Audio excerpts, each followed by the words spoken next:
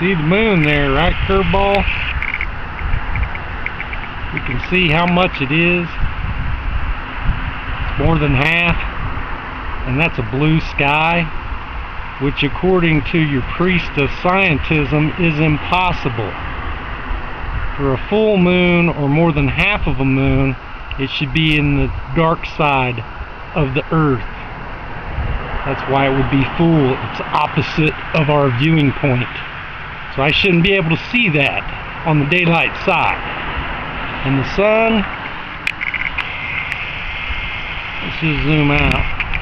Zoom back in here so we can get, because I know some people, I didn't see nothing. That could have been put together on different days. So we're zooming out. And then we'll pan to the fireball.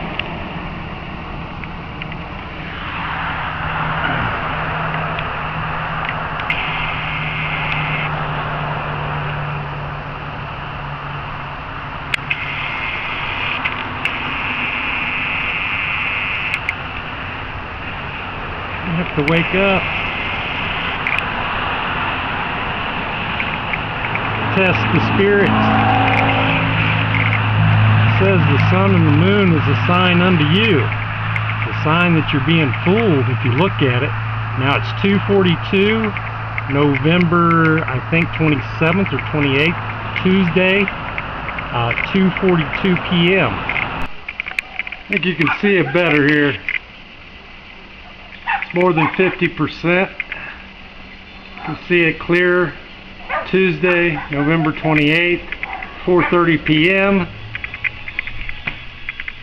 The sun's about to set, and we have this.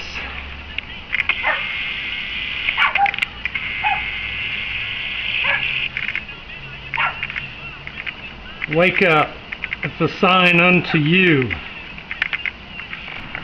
Friday, December 1st, 2017. Remember the lunar eclipse, but notice how low now the sun is in the sky. The moon will be up here later, and we'll see something we shouldn't see. Remember yesterday when we looked at the moon? It's 3/4 full with the sun in the sky. Impossible on a ball.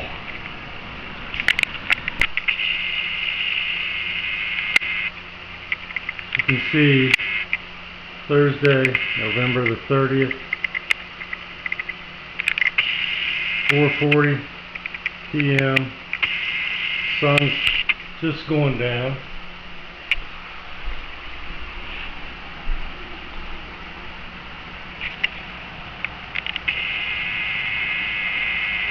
Impossible.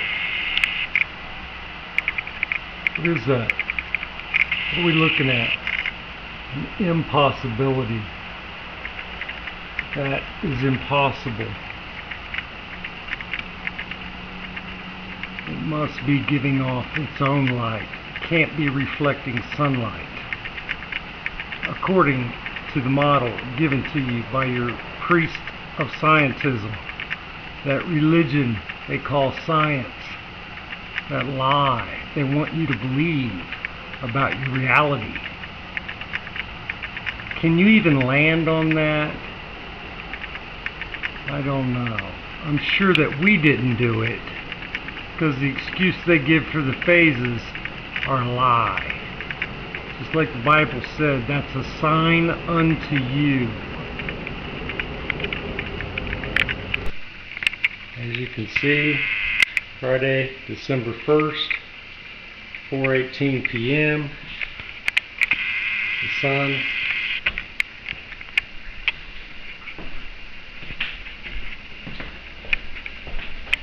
the moon in all its glory. A very bright moon. Sunset is 4:41.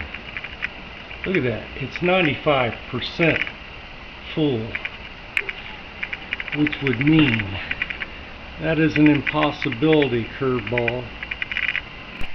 Yep. 4:23. The sun's not down yet. There she is. 4:23, baby. Friday, December the 1st, 2017. Look at that.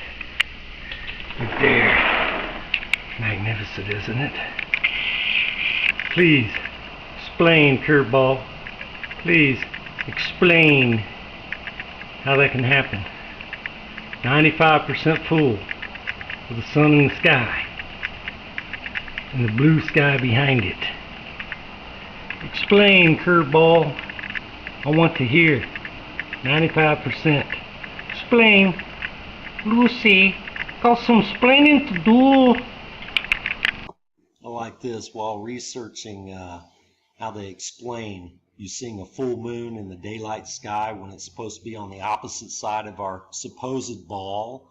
And all three of these billiard balls, the earth ball, the sun ball, and the moon ball are supposedly on a billiard table, and the moon ball is 5-degree tilt above the center line of the other two balls on the table.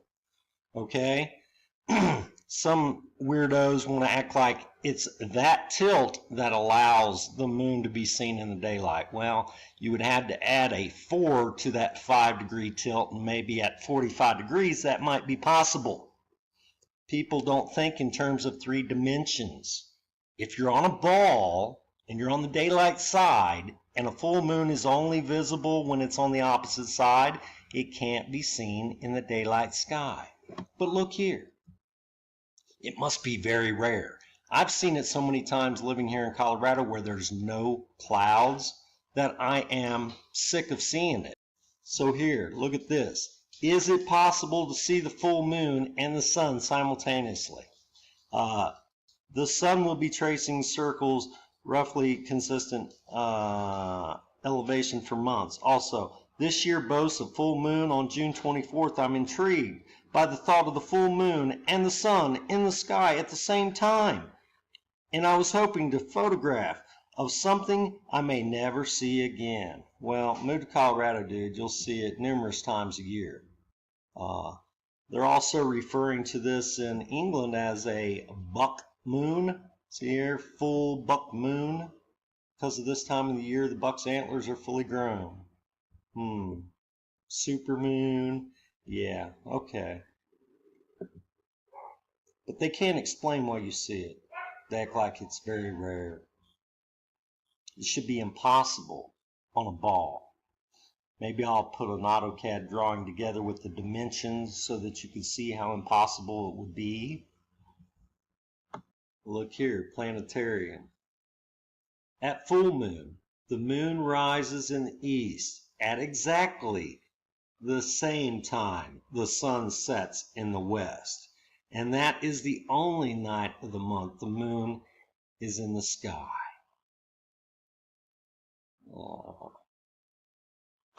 So the last 3 days of videos from when it was 75% or so to yesterday's 95% to tonight's 98% if it is still out when the sun's up like it was yesterday. How do you account for those? Oh, it's not 100%? Well, again, I just invite you to go look at what they've told us occurs.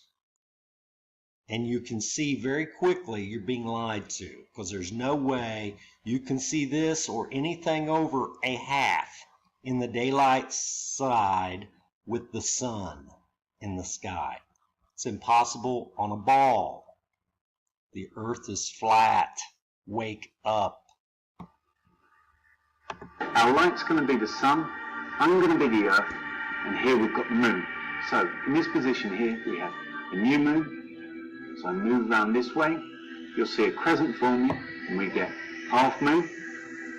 All the way around here you can actually now see a full moon, and you can see that actually the moon is... Here's the problem. His eyes are on the dark side of the planet to see the fucking full moon. He's not standing over here on the daylight side, taking his camera, looking over here at the fucking sun, and then turning his camera around on the opposite side of the sky and seeing that. Because, again, if you take the line of the ecliptic plane drawn through his nose, through his dumbass brain, through the center of this light, and pull this moon down to about 5 degrees above his eyeballs, if that's the ecliptic, you can't see it On the through the opposite curve side of the of Earth, his to head. the sun. So you move around and see, now we have half moon, and getting all the way back to the start, we have a new moon. This is about the best excuse they come up with for a full moon in the daytime. It says full moon occurs at the precise moment in time, the instant when the sun and the moon are aligned in opposite sides of the earth. There you go. I'm sorry some of you curveballers haven't been able to understand this concept yet. Maybe it's the illustrators using their head in the place of the earth. But if we use this model, which works out great because all the video I will show you will come from your perspective being here where the index finger is in Colorado. That's where the video are taken. How could it be that I could see the sun in my video and turn around because I'm facing west when I'm looking at the sun, and then turn around, face east, and see the moon, and it's 95% full? Yesterday's video, hopefully tonight's video I can get the 98% they say it's full. So I've got 2 days where it's over 90% full in a row, and they say the only time this happens is when they're like this. And remember, people want to say it's the angle. They're all in a line on the planet here. This is 5 degrees above our equator on the ecliptic. I can't see through the ball Earth to see the moon back here. You understand? I'm not looking east through the ball Earth to see the 98% and film it. It's over here. It's in the daylight sky, which is impossible. This happens several times a year, and they want to pretend like it's some miracle that I'm seeing. You know? It's ridiculous. I'm not trying to make you believe anything here, but you have to have your own discernment and look at the excuses they tell you. It's almost as good as the government saying paper passports morphed out of a fireball and landed on a sidewalk, and they found it. Look here. If you are looking at our moon phase pages and see that full moon is during the daytime in your location, it means that this is the exact moment of that particular full moon alignment. The technical term is syzygy of the Sun-Earth-Moon system at the precise moment of the full moon alignment. The moon is only visible in the night part of Earth with a few exceptions. So they're telling you you're an exception if you can see it. And look down here. Very special cases. I must be in a very special case several times a year because I've had several nearly full moon viewings in the daytime sky with the sun. So this must be a special spot on Earth where only here you can see this. Give me a break. It's garbage. You're being lied to. Wake up, curveball. I think sometimes people hear phrases like question everything, and they say, okay, all right, but then they don't. When they get involved with the priest of scientism telling you something, the questioning goes away, and we just accept like we're back in school that mother and father government wouldn't lie to us.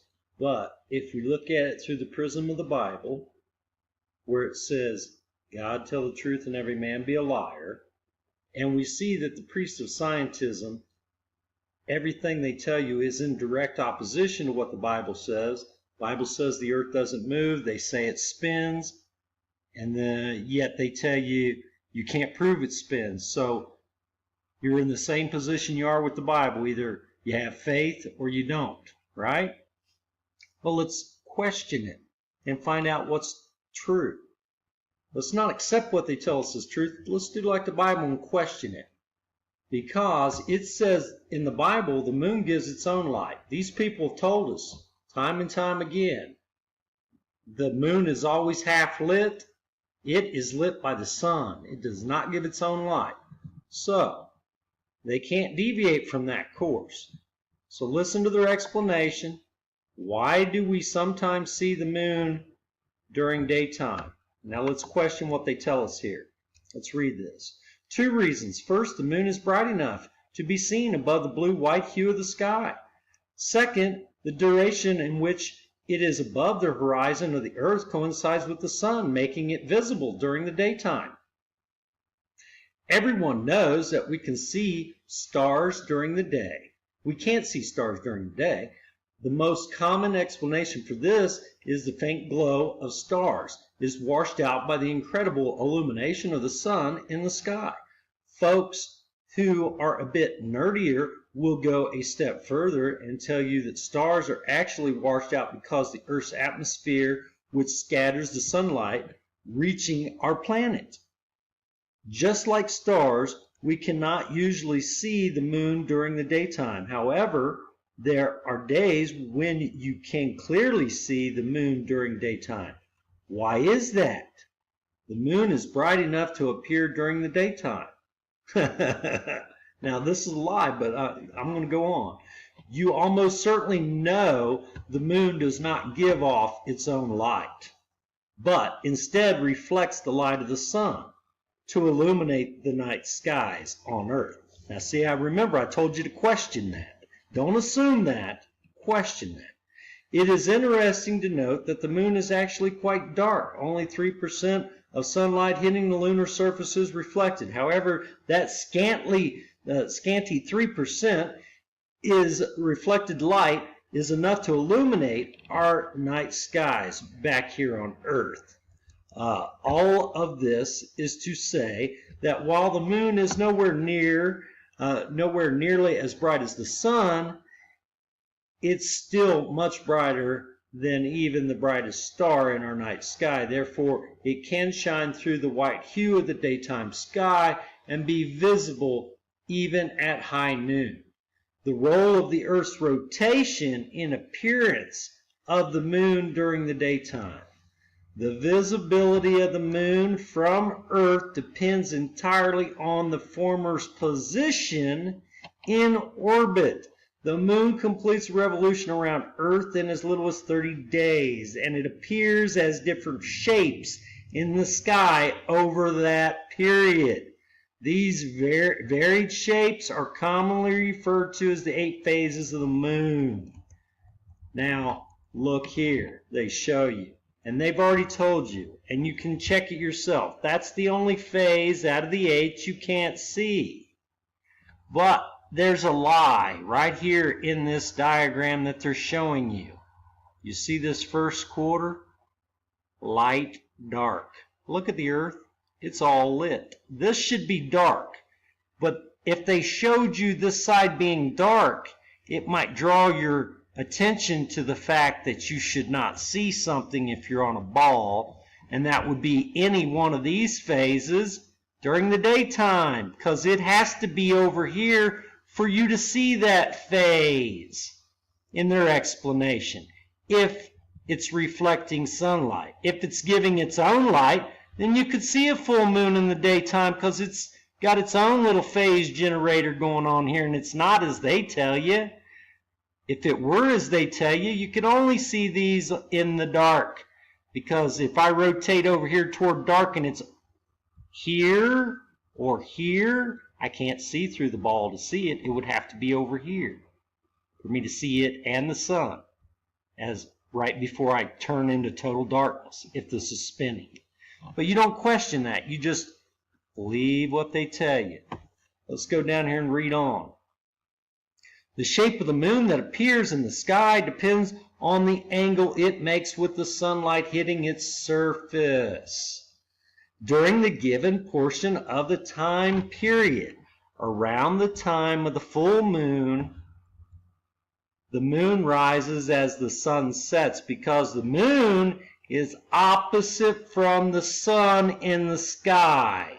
Therefore, on every full moon, the sun, moon, earth line up in such a manner that we can watch the sun setting as the moon is rising opposite side of the horizon at about the same time. Well, they just told you again that the only time you can see a full moon is when it is opposite the sun. So it has to be on the back side of the earth if you're on the daylight side. And they say you can see it right as it's setting. So if it rotates over here, you can see it. That's what they want to claim? No way. No way. It'd have to be over here for you to see it. There's no way you can see it. And we'll model it for you to show you that little fact that they conveniently hide.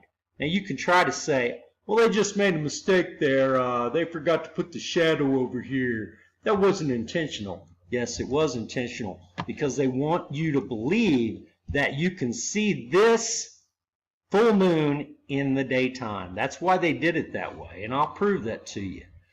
Watch this. During a given portion of that time period, around the time of the full moon, the moon rises as soon as it sets. Well, we read all that. Look at this little visual they give you. The sun, earth, moon, sunset on the day of the full moon. See where it has to be for you to get a full moon? And look at me in Colorado. There's no way I can take a picture through the curved earth back here at the moon and still see the sun. You already know that. It's impossible. You'll say it's 98%. You can't even see a 3/4 moon in the daylight time. It's impossible. Not supposed to. Now watch. However, with the passage of each day, the moon keeps getting nearer to the sun until finally it appears to be very close, around the time of the new moon, rising and setting almost the same time as the sun. The upshot of this is that the moon becomes less visible at night and more visible during the daytime. Right, but according to their diagram, you should only see the quarter moons or less than, the little sliver right before a full moon where you can't see it because it's right in front of the sun, more or less. But that's not what they're showing you in the picture. The picture shows you a, 5/8 moon, which is impossible. Anything over half is impossible in the daylight sky. But they want to reinforce that belief. That's why they pictured the earth not like this earlier when they were talking, but like that. Anyhow, since the earth is constantly rotating, the moon appears above the horizon for around 12 hours out of a total of 24 on some days. These 12 hours coincide with the sun's 12 hours above the horizon. Lo and behold, we can see the moon during the daytime. And they're leaving out that very fact that when it coincides on the daylight side should be the new moon phases or the sliver of the moons. But they show you this picture to make it look like that's normal. But that contradicts, this image contradicts what they tell you the phases are caused by, the angles in the position that they show you of the moon at full. At that point, the moon begins to move away from the sun until it gets back to the full moon phase and the cycle starts over. It's interesting to note that the moon is visible during the daytime almost every day, except on the days when it's close to the new moon phase. But one needs to look at the sky very carefully to spot it. That's the reason most casual observers don't see the moon during the daytime every day. So they tell you it's theirs, but they're lying to you for the cause of it. You can't see that big moon or a full moon in the day. Hidden in plain sight, they lie right to you. For all you stargazers out there, the moon appears in the daytime sky after the full moon phase until a few days before the new moon. It's not visible around the new moon phase, as the illuminated side of the moon is facing away from the earth. If you keep track of the phases of the moon on the daily basis, here's a useful link. Check this link out right here. Look at this. As you can see, now they want you to see what causes, understand the moon phases. Then they illuminate the earth the way they want you to see it. And from your perspective on earth, see, you see this moon here. Now you're going to tell me they showed you a picture of this phase in the daylight sky. So how are you going to see the sun and that when it's clearly on the dark side of the ball Earth? You can't see through the curve of the Earth. Just like ships going over the horizon of the ball, they tell you. Well, it works here too. All you curveballers that say it's 200,000 miles away. Yeah, it's in a straight line on the ecliptic, 5 degrees above. And remember, the 24-degree tilt takes what? How long? 24,000 years to complete one cycle of that? So for your short lifespan, the Earth's not tilting, it's not wobbling, okay? It doesn't change month to month. No. Sorry. Wake up. Question it. It's impossible for you to see these in the daylight sky, but yet you do. So if you do, then this model they're giving you for the cause of the phases is a lie. See, they're telling you right here in their chart. If you want to believe them for the phases of the moon, then when it's over here on the daylight side, this is what you should see. Only these phases, never these. Because they tell you it's got to be in this position for you to see that in a straight line path. Now does it become clear to you? I do believe this might be my last video, curveballer. I've wasted, I won't say wasted, I've spent a lot of time gathering all this material, putting it together in order to try to convince someone that what you're being told about where you live is a lie. They refuse to believe it, but I mean, there's no way you can refute this. They tell you that if the sun's over here where I'm circling the cursor, you get a terminator line like this on the earth. There's the sunshine coming here. Get half a moon here. It's lit on this side. And they're saying it's always half lit. All right? And you can only see it full when it's back here.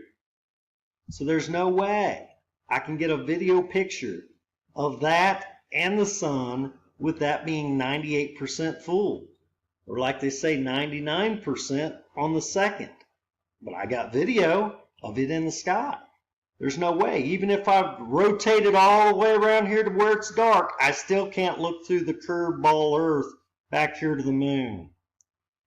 And if I hear some retarded curveballs, well, I think the angle because that moon's 220,000 miles away. Well, they just said we're at perigee, so it's closer than it will ever be. So if you want to give me some retarded excuse like that for how I can see that because it's so far away, then all I'm left to do is model this in 3D in AutoCAD. And the reason I say I have to do that, that would be hours out of my time to do that. And I know I'm going to be vindicated with it because I've done it once before. And I tried to rotate this moon in front of my Earth there at that space and look out.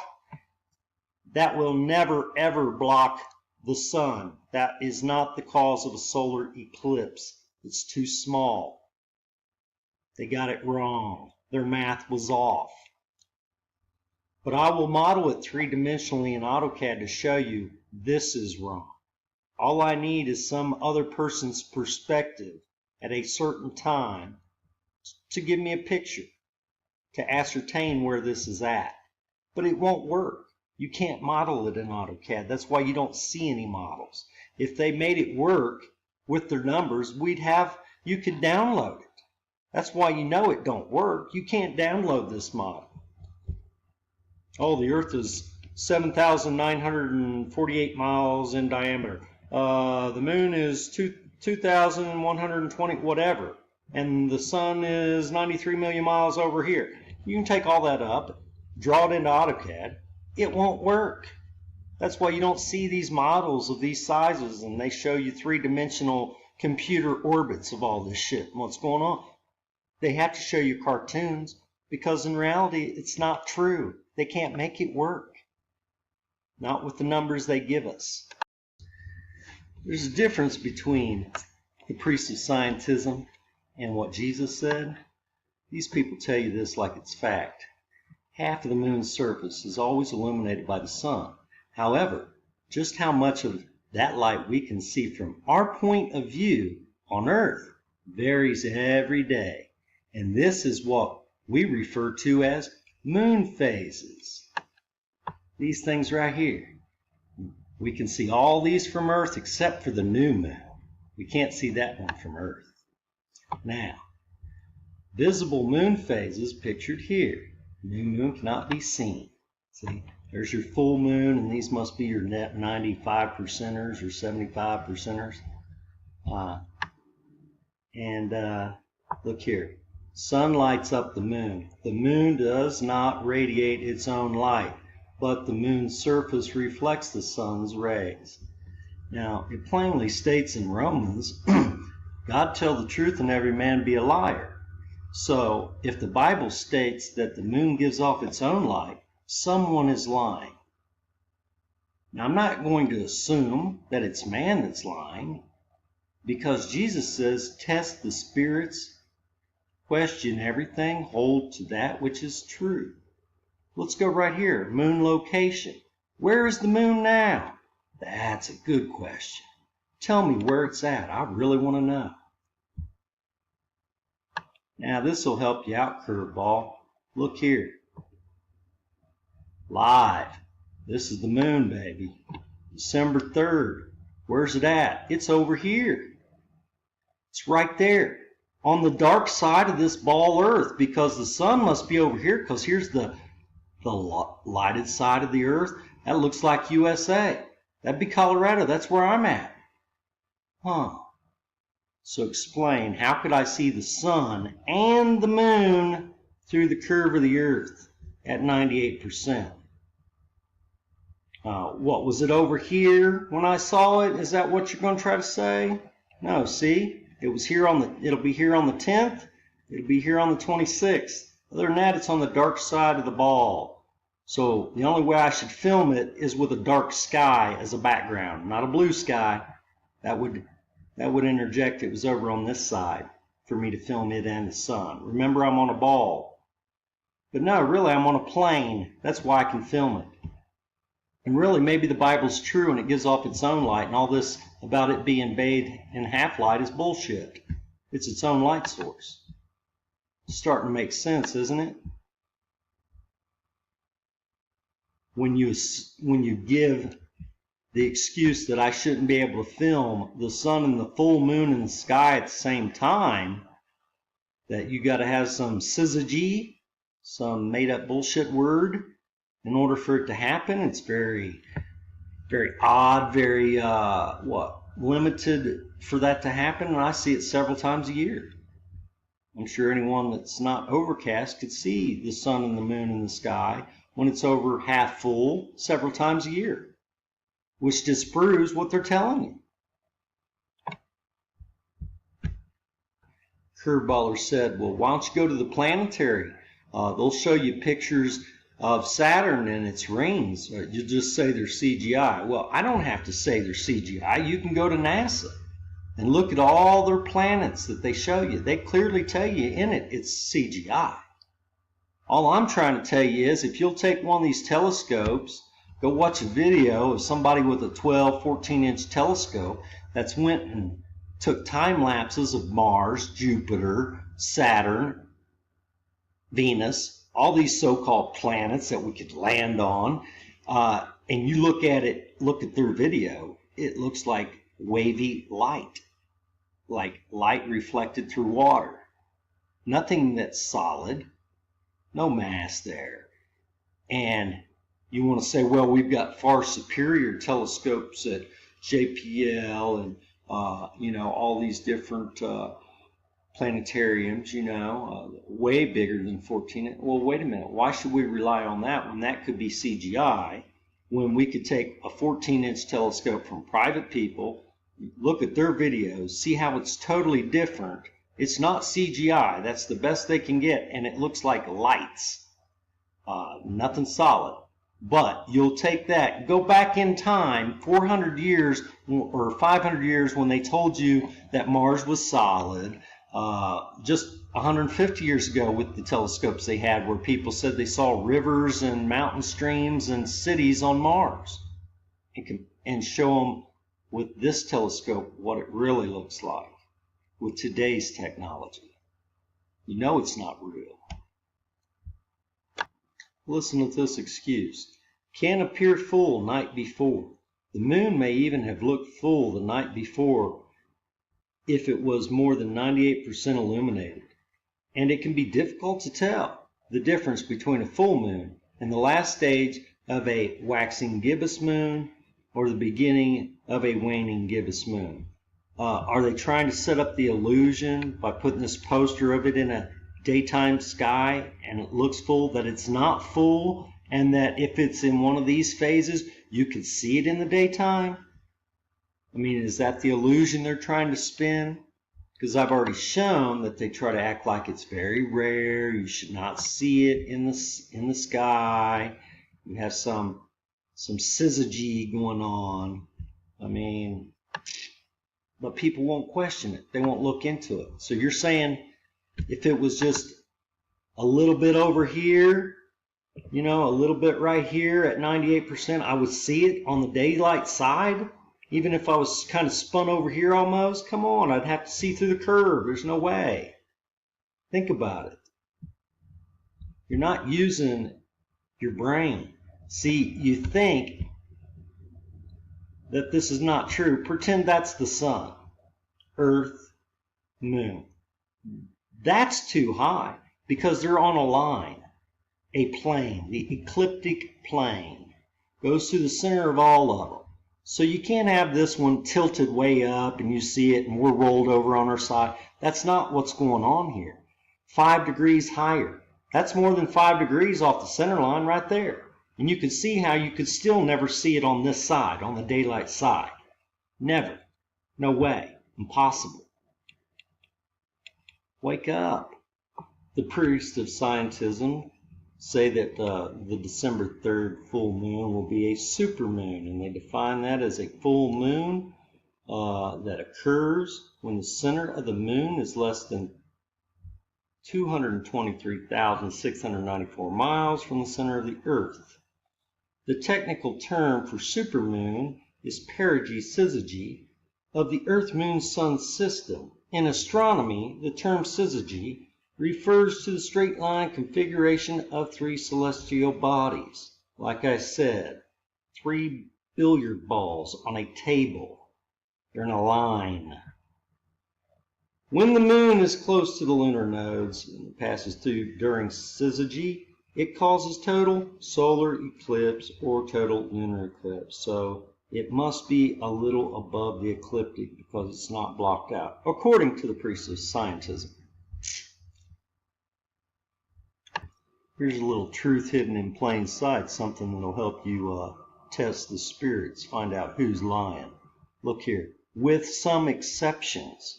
So they're saying this is true, except sometimes it's wrong. The waxing gibbous moon rises during the day, afternoon.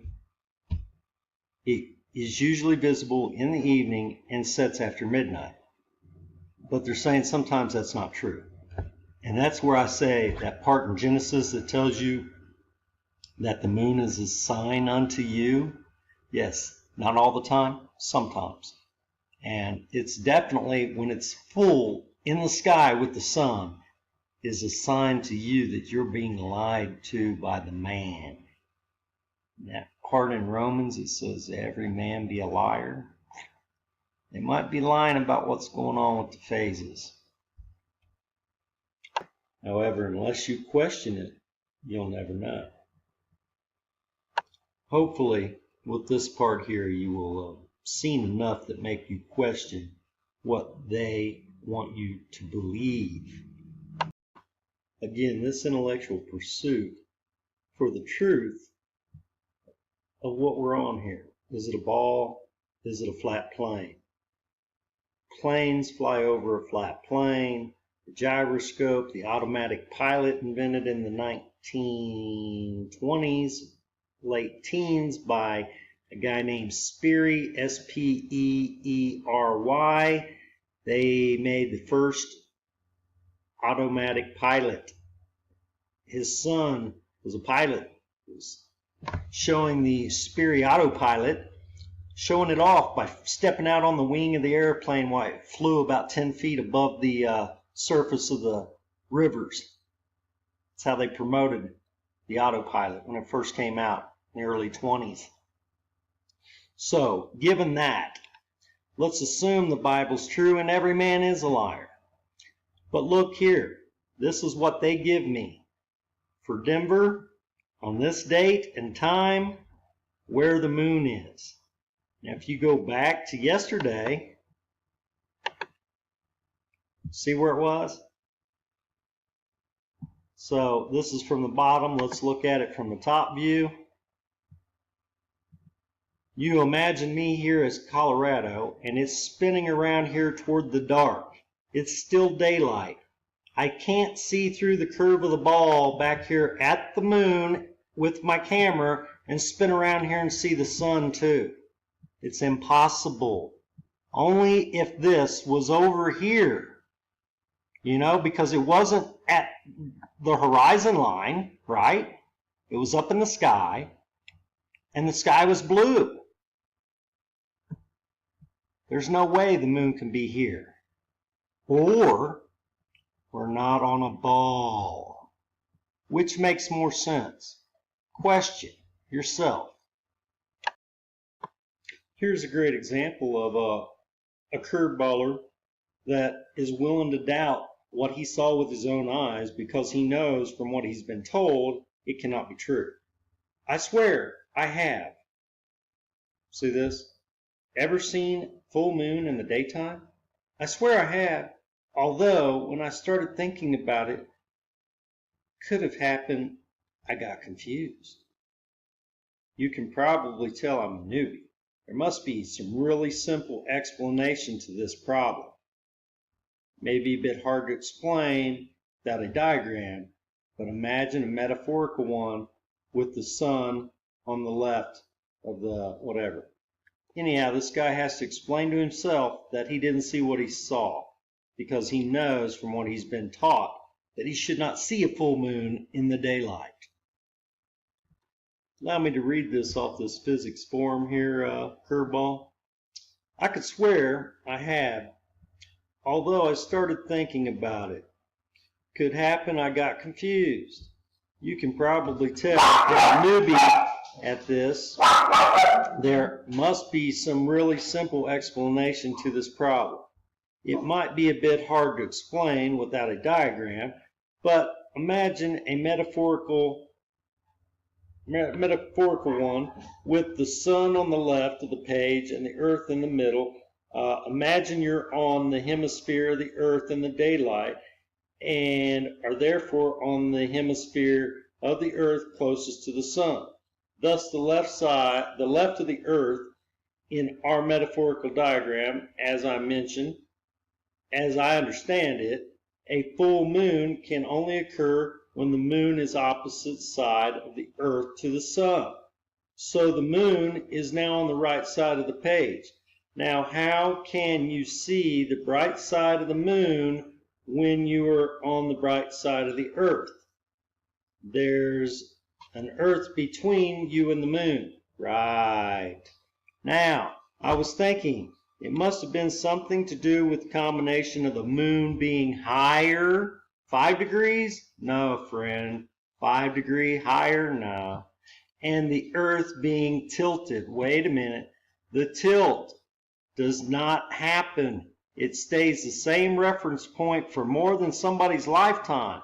That tilt, that wobble is a 24,000 year cycle to make one complete wobble. So for our purpose, there is no tilt. So you are effectively leaning backwards. So anyway, he tries to jump through all these mental gymnastics. So I got out my globe, a ball, made a little model, but still can't work it out. And that's my point, friend. If you could use three-dimensional software like AutoCAD and model this stuff and it worked, they would have shown it to you. They can't do it, so they don't show any real models of actual size, shape, distance. They never show it to you. You can't find it. It's not real. I did a few internet searches and couldn't find anything useful. Just like me, I can't find anything useful either. Now I'm thinking three things. Either the problem solution is so simple, no one feels the need explaining it. Yeah, no. They just want to willfully believe what they've been told. They willfully accept the lie we've been conditioned with since we were little children, that we're on a ball. No one questions the ball. You don't have a clue what I'm going on about, or I never did see that full moon in the first place. Yeah, let's go with that. You didn't see what you really saw. I like that one. Here's a answer for you curveballers to fall back on. A full moon rises at sunset and sets at sunrise. A moon that is not quite full, all right, they're saying a 98% full moon, all right, can still appear to be full and can rise an hour earlier between the sunset or set an hour after sunrise. Maybe that's what you saw. There's a few other variations, such as when the moon is high or low in its inclined orbit. Listen, folks, inclined of 5 degrees. It goes a max of 5 degrees above, 5 degrees below the ecliptic. And again, our wobble takes 24,000 years to complete. So we're not wobbling, folks. And there's really no substantial tilt. And what really bites you this time on December 3rd is we're at the closest point of the so-called moon's orbit. It's only 220,000 miles away. So you can't say it's so far away. Of course you can see it. It's supposed to be directly on the dark side of the earth through the ball. No way I can see it in the daytime, even at 98%. All you have to do is go back to this. Use your brain. Look at this. Here's where it was on the 29th of November. Look here on the dark side. Let's say, yeah, I'm right here. There's no way. It would have been in the dark sky. It was in the blue sky. Okay, you get my point? The blue sky, not a dark sky, and I can't see it. Just so we understand, at this time or near this time, yesterday, I videoed the sun and the moon. Now, this here kind of leads me to believe that they try to say I could see the moon, but in the blue sky with the sun, no, I doubt it. I just happened to be in the right spot at the right time. Is that it? It certainly wasn't a dark sky that I filmed the moon in. So it's kind of, they kind of act like I can see it, but then they act like I can't. So anyhow, just something to look for. I'm trying to model and see because if they're right, the moon should be directly above Africa at the time I took my picture. I think on a ball, there's no way I could have seen it. It would have been on the back side of the ball. But we'll see if we can model it. I guarantee we can't. Then you'll know you're being lied to. Pay attention to this so you can get the idea in your head. First quarter is a half a moon. These here, the third quarter, the first quarter, you can't see the new moon, but any variation of the phases between that is all you should see on the daylight side of the planet. Because you're on a ball, anything in this area would be hidden by the curve of the earth. And people say, well, it's higher, it's lower. Look at the side view of this. I've rotated it back to December 2nd in Denver. Where's the moon? It was here behind me. And even if I'm right here on the edge between light and dark, I still can't see that. It's behind me. It's not over here where you could say, oh yeah, you could see it right at sunset. Yeah, I could see how the angle would work. You could see it and the sun over here. Yeah. No, there's no way. It's impossible. Look at the side view. People say, oh, it's high in the sky, the tilt of the earth. No, look here. Colorado right here. It's down here. Would have been down, below, behind, in the dark side. See, it's not up high. It's none of that bullshit. See where it's at. And it only goes off 5 degrees, people. It's not like a 45-degree angle. This is probably not even drawn right. 5 degrees off the center line. But it's not a ball, it's a plane. These aren't floating hundreds of thousands and millions of miles out in space. They're inside the dome with you. Wake up. Research it and wake up before you burn up, curveballer. Make sure you're not been given over to strong delusion. Remember, this coordinate system I've told you is what the astrolabe is based off of. If you tried to get an astrolabe, you would spend at least $2,000 probably. So those of you that are gifted Hillbilly EDU members, just make you one or research it, and you'll find out that what it's telling you is right here in plain sight with this coordinate system that Date and Time uses, that other astronomy softwares use to predict stuff. This is a plane. Look at the drawing. The observer is on a plane. And what can they see from this flat plane? Not a ball, flat plane. That was the prevailing thought when the astrolabe was created. We lived on a flat plane, just like the geometry they give it as. And the stars are at a fixed height on this sheet or tent or dome. But listen to what they say. Date and Time uses it also to describe the positions of the sun, the moon, and the planets of our solar system. So how could you plot on a flat surface where they're at in the sky? All of them, because you can't see them all. From your little perspective, if you are in fact on a ball, because there's certain days you don't see them. Certain times you can't see those planets. But star trails will tell you this is not an actual realistic concept of reality. Just as I stated you couldn't see it because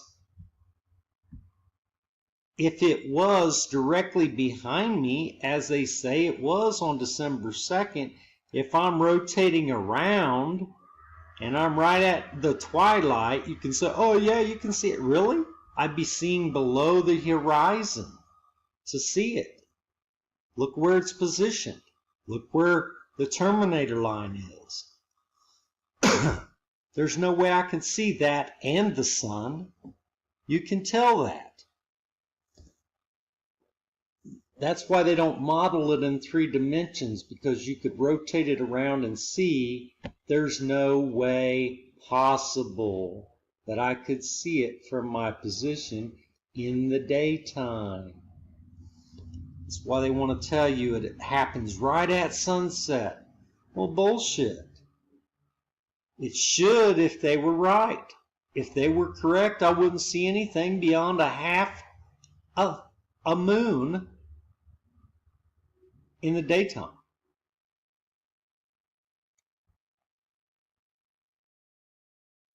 You've been deluded so long by your priests of scientism, I don't know that this would even help, but in an effort to wake you up to the truth and the lies that are all around you.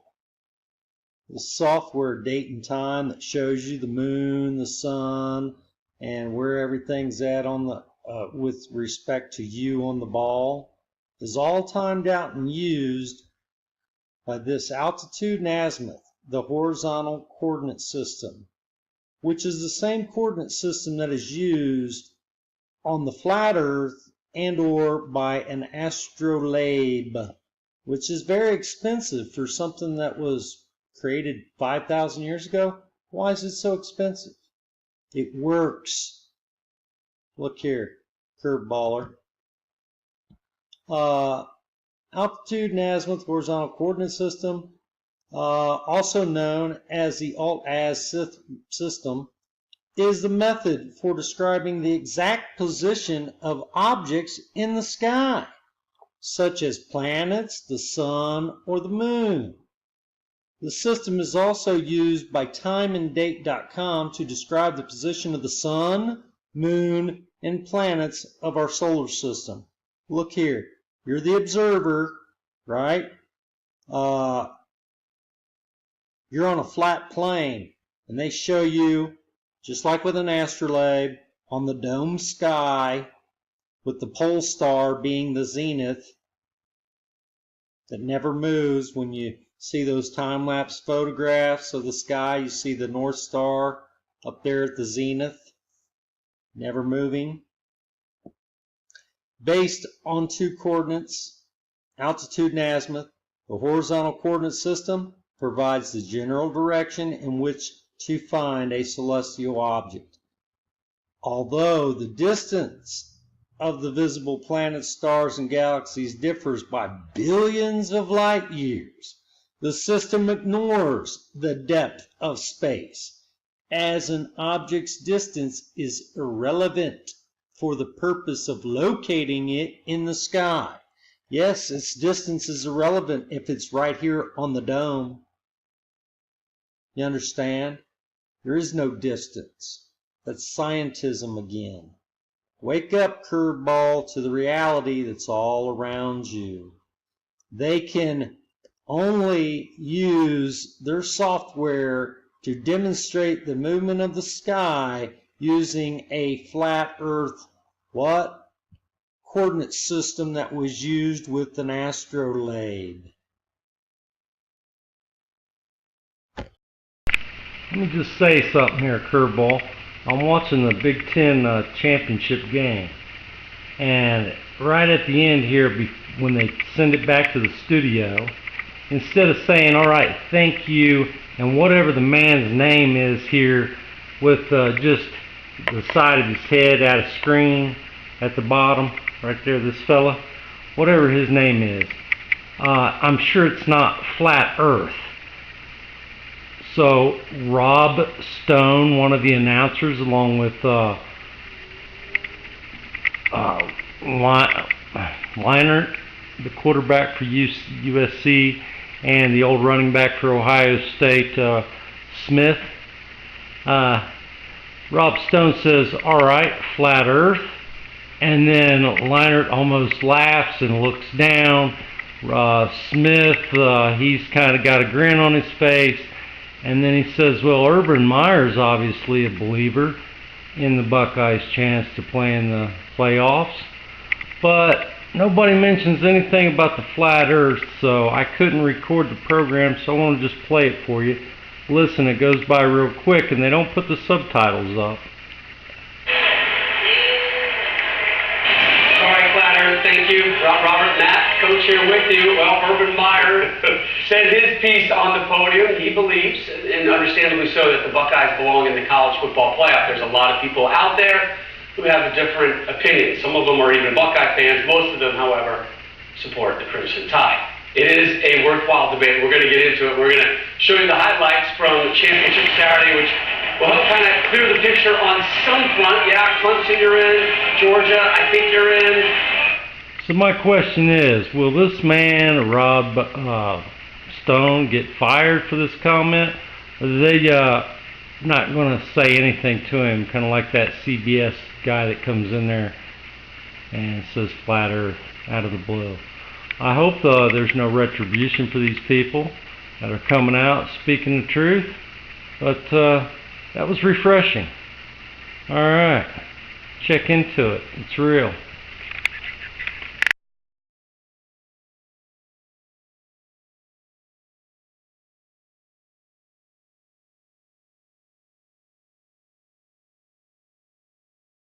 Wear socks. Why are you so sure they're coming here?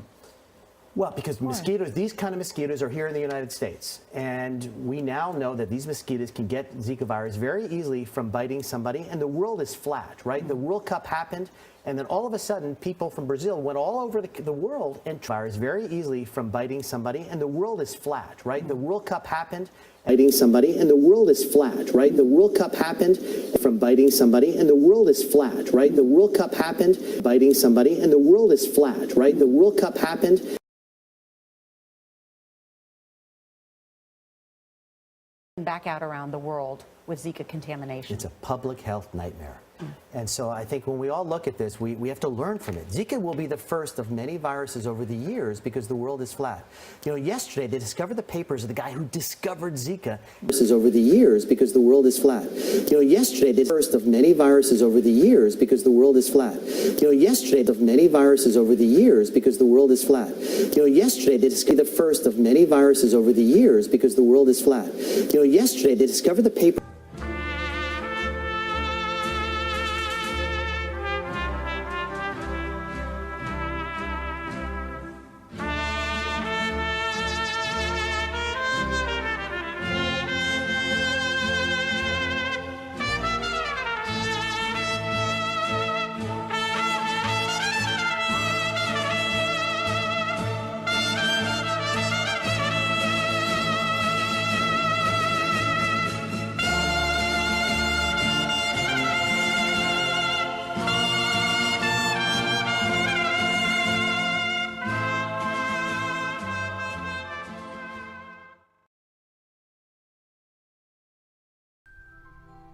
It's the brightest and most noticeable object in the night sky, but if you spend much time observing it, you will see that the moon is never quite the same from one night to the next.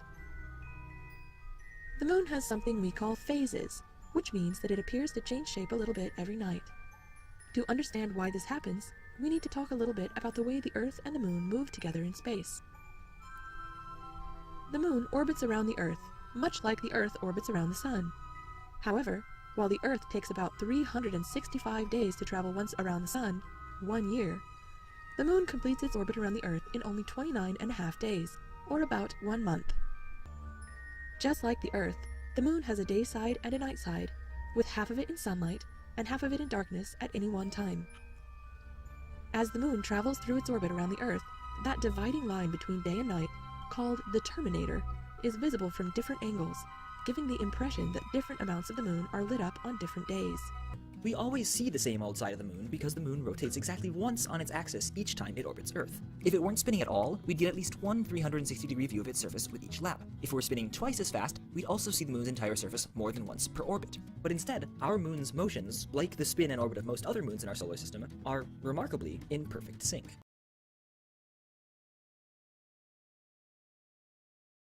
We always see the same old side of the moon because the moon rotates exactly once on its axis each time it orbits Earth.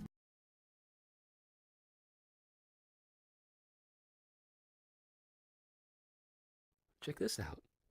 The moon is rotating, right? Look at the line, if you don't believe me. Vertical, horizontal, right? But it's rotating at a rate that matches the revolution. Just so that only one side of the moon ever faces Earth.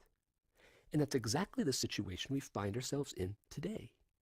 The only side we ever see, we call the near side. The side we don't ever see, we call the far side. The moon can only rotate so fast because Earth won't let it do otherwise. As a consequence, the moon rotates only once for every revolution, and only one side of the moon ever faces us.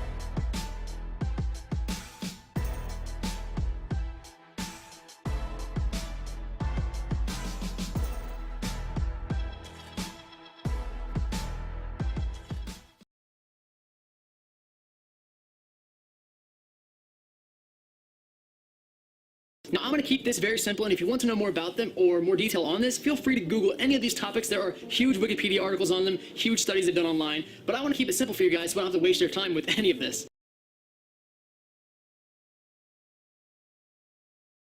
So let's go over this quickly. Number one, and the simplest way to know we live on a round Earth is because of math. It's something known as spherical geometry. Basically, because of how round and big the Earth is, if you draw a giant triangle, it doesn't equal 180 degrees like it would on a flat plane. That's as simple as it gets, and the only way this is possible is if we live on a round Earth. Otherwise, it would work. It would equal 180 degrees every single time, and it doesn't. Now again, like I said, on a small scale in your hometown, in my city, it would work, but on a global scale, when we measure these things, it doesn't work. And that is how, through simple 6th grade math, using a very simple set of right and acute angles, we can see that the Earth is round by default. So if you graduated 6th grade and you understand geometry, boom, there you go. You have now proven that the Earth is round.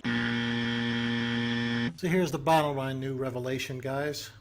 Make yourself an equilateral triangle, 360 degrees, do it on paper, do something flat. 3 60-degree turns, equilateral, same lengths each side, A, B, and C. Lay it down on Google Earth. And of course you'll be able to bend it at the ends, won't you, because it's a sphere. Mark the distance between cities, go to Google Earth and measure it out, and guess what? They're all going to be equal. You know why? Because the Earth is flat. And if they didn't give you the measurements on a flat Earth, people would realize, wait a minute, I know it's a lot closer from this point to this point. This doesn't make sense, Google Earth. Try it. Go ahead and try it. You're going to find out that the impossible, everybody bought into it, didn't they? It's impossible to have 360 degrees equilateral triangle on a sphere. Lay it out, take down the edges if you want, measure it on Google Earth, see what the distances are. Be very accurate, and you'll find out they're within 50 miles, which they should be much different if it's a sphere. The Earth is flat, guys. The second reason, and one that has a lot to do with something we see pretty much every night, is Mr. Moon. How does the moon prove the Earth is round? Because if you look up at the moon right now, I'm not sure what phase it's in, but you'll probably see a curve of a shadow on the moon. Now, if we lived on a flat Earth, there would be a straight line going through the moon because that shadow would be straight. The only way that shadow can be curved is if the world is a sphere, because that's what a sphere does. It has a curved shadow. That's our second example, and it's that simple.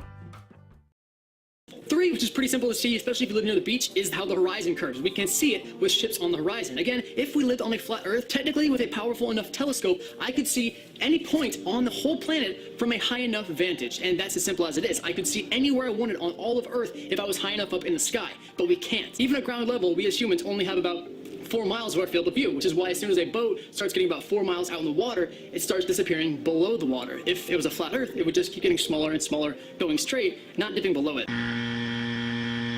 Now, you know, the scientists will say, oh, refraction and this and light bending around the Earth and stuff. But the fact is, you know, it's perfectly flat. Many arguments that show that, no, many experiments that show the Earth is always perfectly flat. They say that you see the masts, you know, go down last. Is literally just the way your vision works. Yeah, it's perspective and atmospherics basically.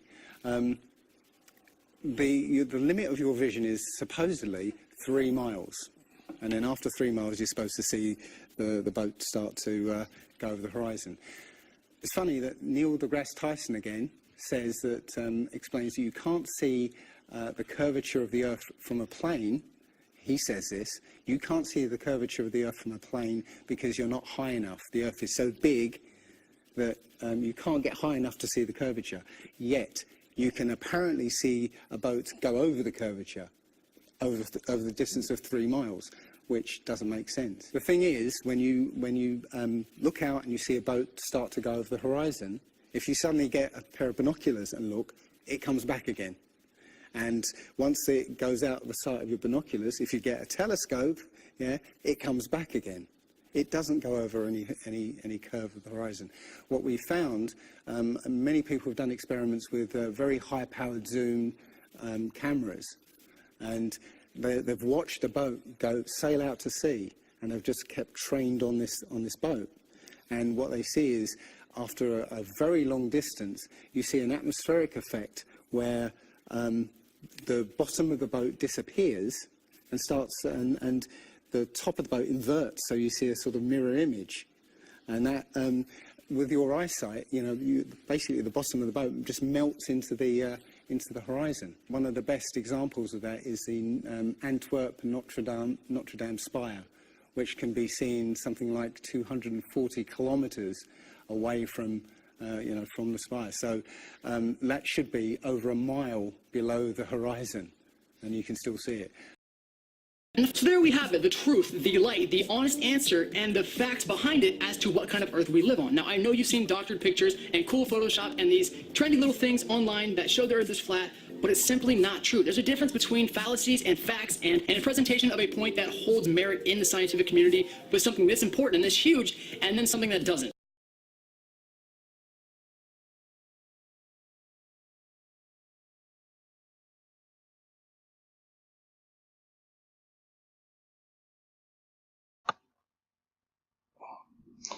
Okay, give me some feedback here in this part 13. If we'll recall, in part 12, we learned that 70% of the population is susceptible to brainwashing through the TV. So they own and control 70% of us through this, so they can manipulate and control them. It's the 30% they want to get out, like this guy. Maybe he's a true believer that the earth is flat, and he's just trying to get the message out. They want to expose these people so they can remove them. So any feedback on whether this Dr. David Angus is still out there in the public's eye, please let me know of any video he's made since he's mentioned the flat earth. He's probably been banned from TV, unless it's COINTELPRO. I know one curveballer that won't believe anything. He's like my grandfather, who thought Cain went out and found a monkey and that's where the black people come from. I mean, it's absurd what people believe and fool themselves into thinking, instead of the truth that's in plain sight, hidden from you. They don't even lie about it very well. They tell you that their software, dateandtime.com, is based off of the coordinate systems that work for an astrolabe. Well, why would an astrolabe work for thousands of years if we're hurtling through space? It's impossible. They can't predict where the stars would be if we're flying through space at all these speeds they give you. Just correlate the thing in 3 dimensions and imagine the Earth and the Sun flying through the galaxy. How could an astrolabe work for thousands of years? It's impossible. That's why it's priced so high. They don't want anybody looking at that stuff. You can't find an astrolabe, can you? You might find a book on how to make one. That's how the poor person would use one. But anyone got a comment? Show me an astrolabe. You can really shed some light on this instead of more darkness.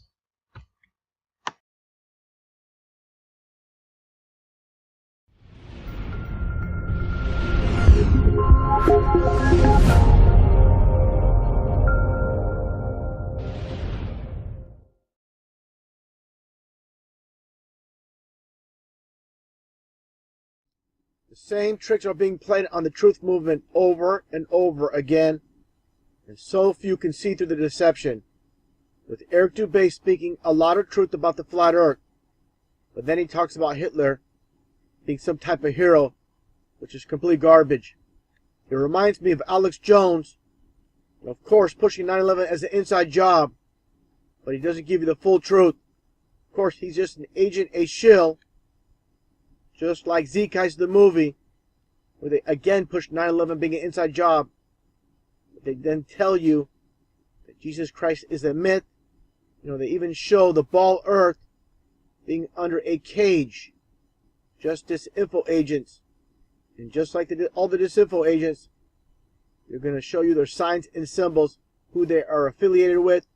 Of course, with Alex Jones throwing up the 666 hand sign. The same thing with Eric Dubé. Of course, everybody knows about the flat earth and Eric Dubé. He's had this one documentary about Adolf Hitler and the New World Order. Again, pushing Hitler as some type of hero. And as I've stated in the comment section to many people, the whole point of Eric Dubé pushing Adolf Hitler as some type of hero is making people believe that the world is not a stage. That there are actual evil versus good, good versus evil, when the fact that all these are players in the game. And that's what it's all about. Now let's take a look at Eric Dubé in his name in numerology. I was just pointing this out today in the comment section. With Eric Dubé being 88. How obvious can it be with Eric Dubé pushing Hitler as some type of hero, and of course 88 being HH in numerology. And let's look at the connection. You can see the skull and bones. And of course, Kerry and Bush being members of the Skull and Bones, and the connection with Adolf Hitler and Nazi Germany. All about signs and symbols. Here, of course, Arnold Schwarzenegger with the Skull and Bones as well. People need to wise up and understand, even though this man gives you a ton of good info when it comes to flat earth, they're going to feed you lies as well. This is what agents do. People need to wise up and understand things are not always as it seems. People swallow up the good info, and in doing so, swallow up the disinfo as well. People need to understand, you take the good and you leave the rest. It's that simple. And of course, these people are in the know. They're well connected to those that have the knowledge, such topics as the flat earth. So people are awed by their information and believe just because all the information he gives on the flat earth is true, everything else he says is truth as well. It's not so simple. People need to wise up and understand things are not always as it seems. After uploading my video on Eric Dubé yesterday, I've been getting a lot of questions about Matthew Boylan, if he's an agent, a shill, or not. For those that don't know, I already made a video on Matthew Boylan a while back. And when my old channel went down, that video went down with it. It's nothing more than a Masonic agent. Just take a look at the devil horns as he's driving down this freeway, this highway. And how obvious can it be? When you play the clip, I'm also going to have a close-up, which I didn't have before, of the female photographer and all of her pagan symbols. So you get a better close-up, actually. It's a better presentation than the previous video.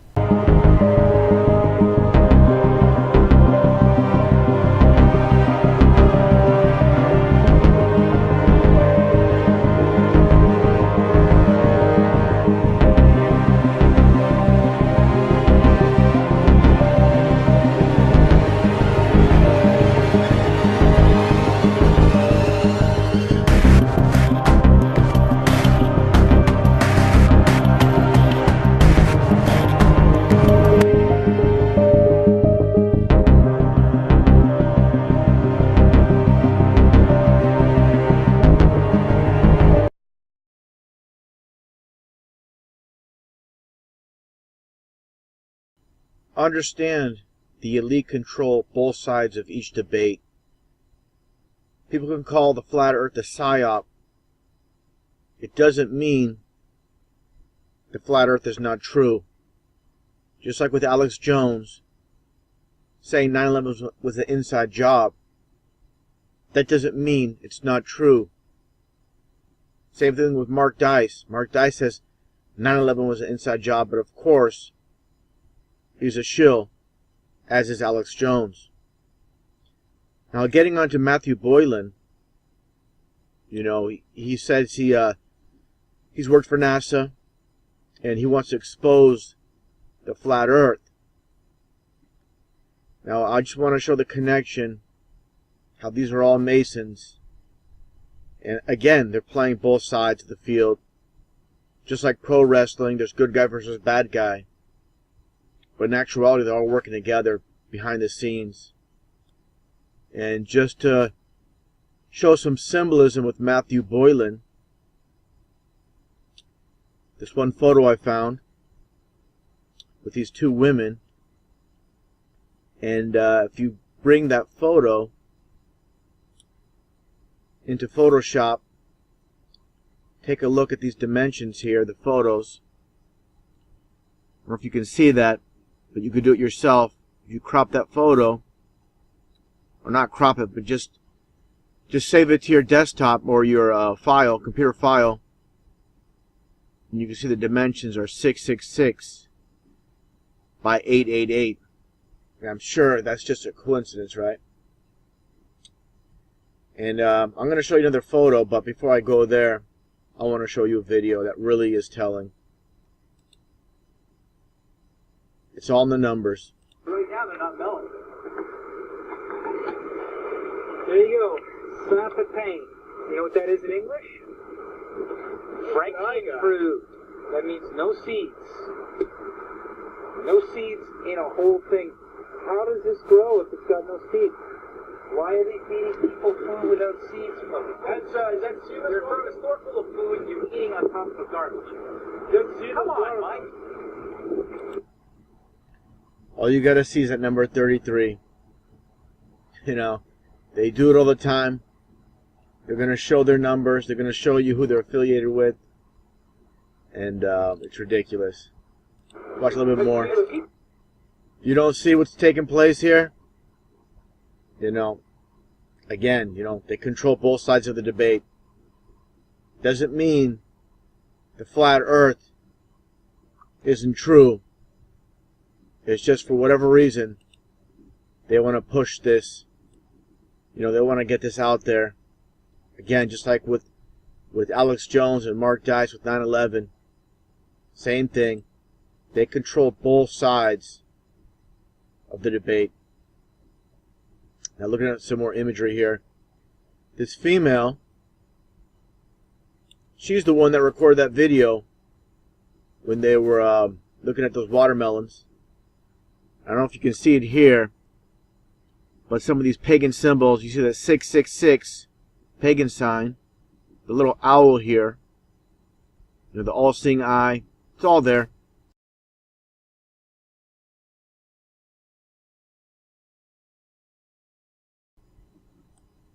And another point I want to make here is with Freemasonry, the duality, like I said in other videos, the black and white represents duality, like I've said many times. In the world of duality, nothing appears as it seems. What do you see here? Black and white, duality, black and white duality. Just like with Star Trek and Gene Roddenberry, of course being a Mason, the duality, black and white. Vince McMahon with WWF Wrestling, you know, him being a Mason.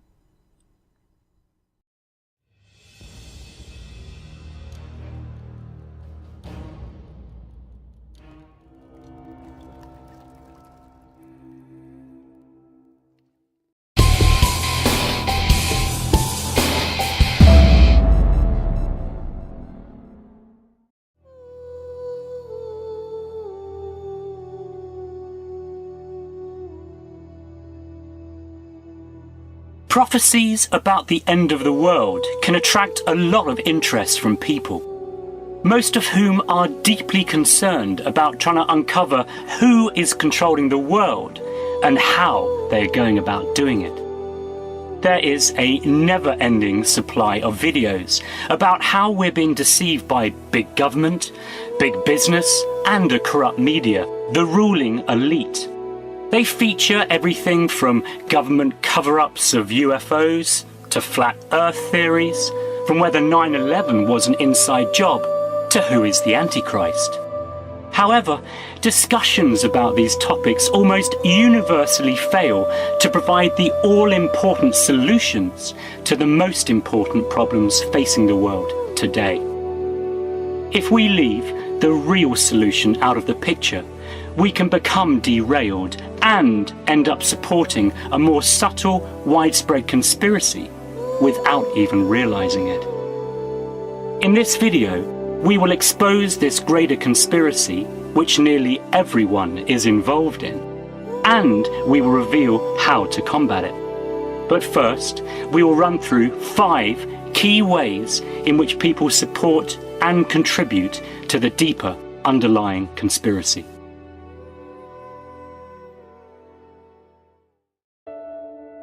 The first way that people support the conspiracy is through distraction. The devil loves to get us searching down rabbit holes in order to lose sight of the bigger picture.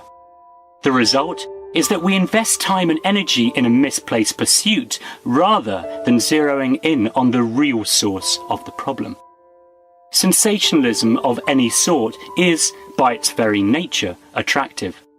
So people who are skilled at creating mystery, intrigue, or suspicion use it to sell various products or ideas. But be warned, in trying to get to the bottom of one theory, we can allow the wool to be pulled over our eyes about something far more relevant and important. There are many false flag operations, a preponderance of propaganda and misinformation that eventually becomes debunked or exposed as a hoax should get us to doubt the next bit of sensational truth that comes out.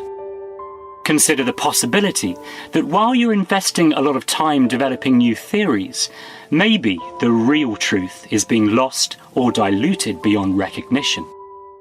For example, many people became convinced that the world was going to end on the 1st of January 2000, or that there would be an alien invasion during the 2012 London Olympics, or that Obama was never going to vacate the White House, or more recently, that the rapture was going to happen on the 23rd of September 2017. Of course, at some point, major events will happen. But if we jump on the bandwagon of every announcement that gets made, we're only going to end up losing focus and losing credibility. It is common to hear conspiracy theorists talking about the truth being hidden in plain sight. However, most of these same people fail to recognize the real truth being hidden from the masses.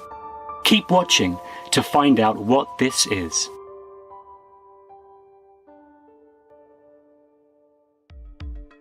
The second way that people perpetuate the conspiracy is through pride. The prophet Daniel was told that even to the time of the end, many shall run to and fro, and knowledge shall be increased. Daniel's prophecy supports a prediction that the Apostle Paul made about people in the end times being ever learning and never able to come to the knowledge of the truth. Often, when conspiracy theorists discuss their ideas, it can sound like a competition to outdo the next person with some new piece of information that they've just learned. It's not uncommon to be asked something like, "Haven't you heard that the government is poisoning the public through chemtrails, or by putting fluoride in our drinking water?" People like to give the impression that they're experts about what is really going on. Knowledge has indeed been greatly increased in these last days, as more and more information, and a lot of misinformation too, has become available on the internet. There is almost no end to what people can find out or convince themselves that they've dug up through so-called research. However, unless we are willing to be changed by the truth, often in very fundamental ways, any knowledge we obtain is likely to be more of a hindrance than a help in solving the real problems of the world and the real problems in our own lives. All that knowledge can get us so puffed up with pride that it can block out our ability to recognize what is subtly going on behind the scenes of our own rather limited knowledge. In some cases, it may be true that we know more about what is going on than the next person. However, it is easier to accumulate knowledge about the problems in the world than it is to live out the solutions to those problems. Unless we do the latter, our knowledge is pretty much useless, and we're more likely to end up perpetuating the problems while deceiving ourselves that we're a part of the solution.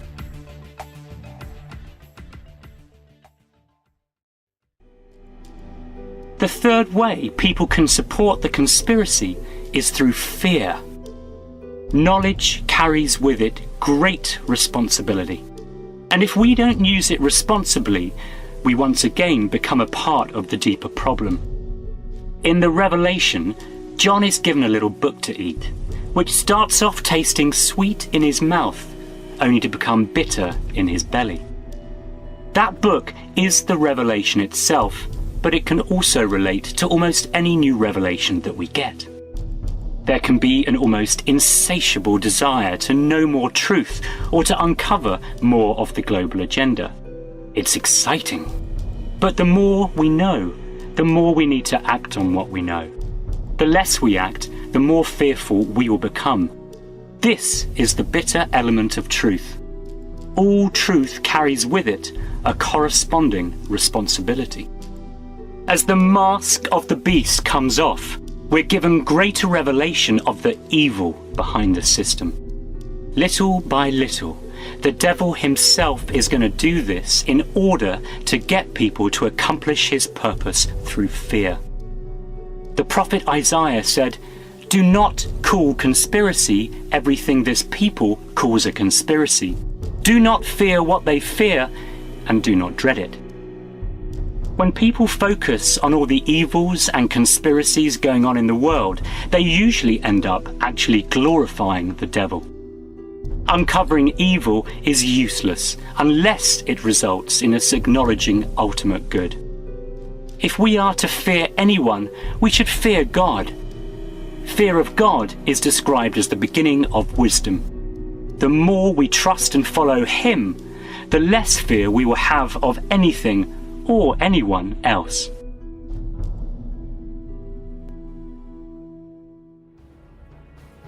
The fourth way we can support the conspiracy is through hatred. We can become so consumed with pointing fingers at the banking cartels or at secret societies like the Illuminati or the Freemasons. And we can become so obsessed with accusations and dreams of wiping out these tyrants that we never get around to dealing with the tyrants within ourselves. The evil goes much deeper than the Rothschilds and the Rockefellers, who are just humans controlled by Satan. Our fight is not against people like them, but against demonic spiritual forces like pride, fear, and hatred. These real rulers of the darkness in the world have really infected all of us. The people in power may be more responsible and more complicit in the global conspiracy than we are, but this does not stop us from being responsible and complicit too.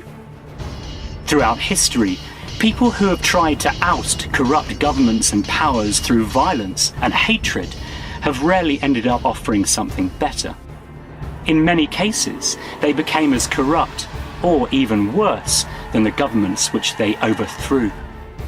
The real revolution is not won by weapons of war, but by allowing the truth to change our hearts. Only through personal change can we demonstrate a more noble way for others to follow. We may well be killed in our attempts, but at least we will have saved our own souls in the process. What may look like failure on an earthly level will be triumph in the spiritual realm.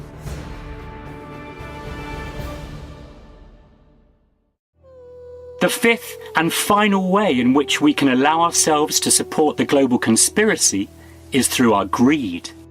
This universal problem is the source of the other four ways in which we all contribute to the real conspiracy. It is our individual greed that really creates corporate greed, government corruption, and media distortions of truth.